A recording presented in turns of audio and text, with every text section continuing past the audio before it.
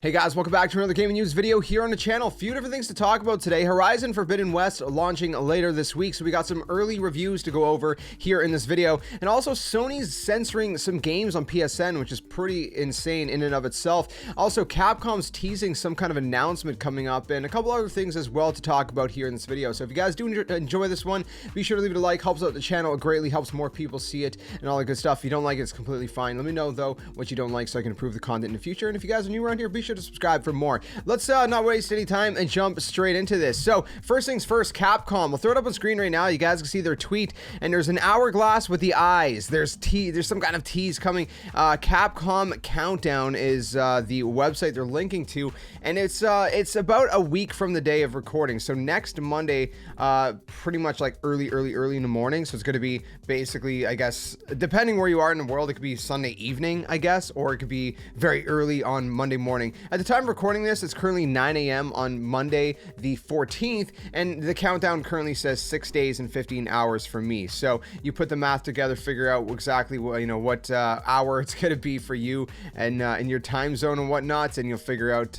exactly when this announcement is going to take place. But what is it? I don't know. The website has no indication whatsoever what this countdown is leading towards. There's no kind of aesthetic that would make you think, it's this game or that game. Obviously, we talked about Resident Evil 4 remake leaks last week, and so could that possibly be it? One of the leaks was that Resident Evil 4 remake would get announced this year in 2022. So could that be it? I don't know. Maybe, but your guess is as good as mine, so I'm not really sure what's going on with that. If you have any guesses, let me know in the comments section below. Moving straight from that, we got Horizon Forbidden West early review scores, and the game is sounding pretty phenomenal. I mean, it already looks great. Already super excited about it personally. We're going to be playing it here on the channel, so make sure you guys keep it locked for that. And a lot of people are just really pumped about this game. It's looking phenomenal, man. Absolutely phenomenal. And now the early critics are pretty good, so I'll throw it up on screen right now. This is coming from Nebelian over on Twitter, who kind of did a little bit of a roundup, and you can see Press Start giving it a perfect 10 out of 10. Kind of Funny giving it a perfect 5 out of 5. Game Informer giving it a 9.3, IGN a 9, Inverse a 9, the Sixth Access and WCCF Tech also giving it a 9, as well as CG Magazine, and then Fextra Life and GameSpot giving it an 8. So on OpenCritic, we have out of 40 critics a score of 91, and for 43 critics over on Metacritic, we have an overall score of 90. So a kind of overall score of a 9 out of 10 if you kind of compile everything together, which is a really great score. Apparently people are really loving this game, and again, some people so much to the point they're giving it a perfect score. So I'm really excited about it. Again, we will be playing it here on the channel, so if you guys are interested in seeing my personal playthrough and just kind of my reaction and experience through that, be sure to keep it locked on the channel for that. It's going to be a lot of fun. Cannot wait. Love the first game, and Forbidden West is shaping up to be an amazing game from what it sounds like. So let me know what you guys hope to see from this game, and if you guys are pumped to play it this weekend. All right, so next up we have a January NPD numbers for January 2020. We have hardware and we have software to go over. I'm not going to waste any time. We're going to go straight into it. So I'll throw it up on screen. A tweet from Matt Piscatella, if I'm pronouncing his name right. I'm bad with names around here. You guys know that. But anyways, so US NPD hardware. PlayStation 5 was the best-selling hardware platform of January 2022 in both units and dollars. Xbox Series ranked second across both measures, leaving Nintendo Switch for third. I mean, obviously there's going to be shortage supplies and whatnot as well, so that's something to take into consideration with as far as Nintendo Switch not being on top this month and whatnot. So I mean, obviously Nintendo Switch had been in the top position pretty much every month, so you got to take that into consideration. Nintendo did mention that as well, so that's the hardware side of things. So let's go ahead and throw up the January 2022 US top 20 video game software sales from the NPD group, and you guys can see that number one is Pokemon Legends Arceus. What is super impressive about this is, number one, the game launched at the literally very end of January, which is nuts. On top of that, you see a little kind of asterisk sign beside it, a little star. That means digital sales are not included. So for Nintendo games in the NPD, it's usually just physical games. And so for Pokemon Legends Arceus, it launched at the very end of the month and only in physical, and yet it is number one. Super impressive, beating out Call of Duty Vanguard, which again, people would say, well, hey, Vanguard is obviously down, like, what was it, like 43% sales from last year's Call of Duty? Maybe so, yes, but I mean, if you look at the last month's rank, it was still number one just last month. but it's now at number 2. Pokemon Legends Arceus beating it out just from having a few days in January and only physical. That's super impressive. Number 3, we have Monster Hunter Rise coming up all the way from 94, and the reason for that is because Monster Hunter Rise, of course, has launched now on Steam on PC, so that kind of bumps it up, right? Because it is still the same game, so we get it bumped up to number 3. Number 4, Madden NFL 2022, kind of still hanging on to that 4th spot from the previous month.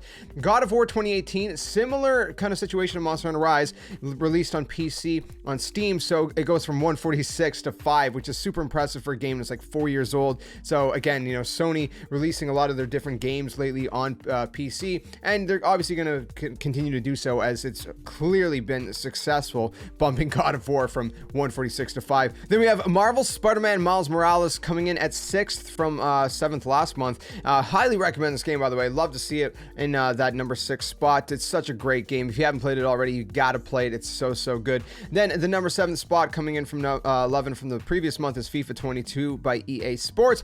And then at number 8, which is really impressive that this is still in the top 10, Mario Kart 8, which you can see why Nintendo has not released Mario Kart 9 yet or even announced it, and rather instead announced another 48 tracks for Mario Kart 8 Deluxe. If you missed that, check it out. It's over on the Nintendo channel.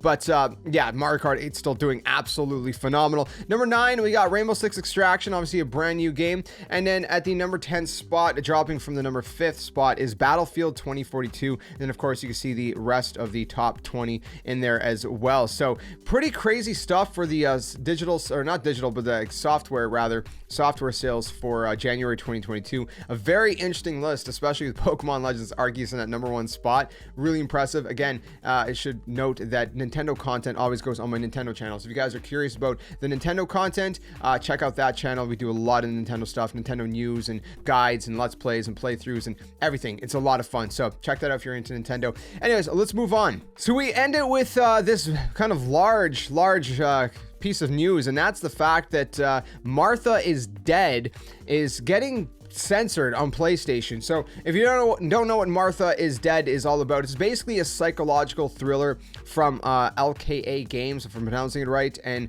WireDP that mixes superstition with the horrors of war, they're saying, and it's going to be releasing on the 24th of February. So just in about 10 days at a time recording this. But I'll throw up this kind of update that they posted up on screen, because Sony is basically censoring Martha is Dead. They want some things removed and changed and all that. So I'll throw it on the screen. We're going to read through it. So basically goes on to say that Martha is Dead is a narrative adventure recommended for adult audiences only, right? So again, this is something that has already passed through the rating systems and it's been given the rating of mature, right? So it went through that successfully, and they go on to say, you know, there's discomforting scenes and all that, right? That may distress some players. There's warnings about it, right? When you start, it says Martha is Dead content, or they're open and honest about the Martha is Dead content with the sensitive depictions in play consistently communicated to the media since the game was announced. So this is something they've been very open about, and they've been saying like, hey, you know, if this is not your type of game, then obviously, you know, avoid it. There's a lot going on,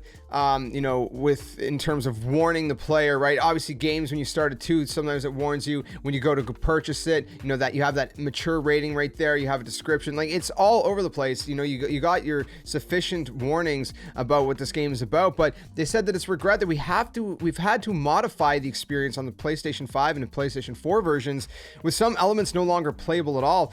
After over 4 years of passion and hard work, developer LKA now requires extra time to make these unplanned changes. Martha is Dead, as a result, will still launch digitally on PS5 and PS4 on Thursday, February 24th, but the physical edition is basically going to take longer. There's going to be delayed with no disclosed date yet. They anticipate it's only going to be a small number of weeks. And their physical edition will still contain the bonus content of a double-sided poster, digital tarot cards, and Martha's Dead digital EP. But they wanted to update they said they will update the players with the date that they will ship this edition as soon as we have the information. The PC and Xbox versions, they say, though, of Martha's Dead are both unaffected by these developments and will launch with the full unedited gameplay just as planned. So what's absolutely crazy about that is, like, again, the fact fact that they're completely upfront about what this game is going to be like. They have sufficient warnings. It's been through all the ratings and whatnot. It's went through all, you know, the hoops, I guess, for lack of a better word. It's gotten that mature rating, and it's not even an adult rating even at that. Yet Sony decides, you know, if this is the kind of content, whatever it is, I don't even know what specifically they had the developers cut from the game or change or whatever. Obviously we'll probably see some side-by-side comparisons people will do, you know, when the game launches on both platforms, or on all platforms rather. But if you want the unaffected experience, the experience that the developers, you know, meant it as, you're gonna have to play it on Xbox or PC, because PlayStation, you're gonna have some kind of altered experience that is not really what the developers meant for it to be. And it's just kind of weird, you know, that Sony's doing that, because there's been some pretty crazy things thematically on the PlayStation Store, even from Sony themselves, man. You know, I mean, dude, if you think about that one scene from The Last of Us 2, and not even just that one scene, but just overall as a game, it's pretty gruesome. But I don't know, maybe this is worse. Maybe the themes are a little bit different. I don't know what's going on with it, but your guess is as good as mine. But kind of interesting, and begs the question, you know, where's the line for Sony where they decide, you know, to ask developers, hey, you know, change your game, and only after the fact too, only after the game is done, which is obviously very hard, especially for smaller developers. So kind of crazy stuff going on with that, but I don't know. Let me know your thoughts about it all in the comment section below. Well, as we conclude this video, let's check out the comment of the day coming from the Resident Evil 4 remake leaks we talked about last week, and this one is from Rock Zupan. If I'm pronouncing your name right, I'm sorry if I'm not pronouncing it right, but Rock says, I played Resident Evil 4 original for PC, love it.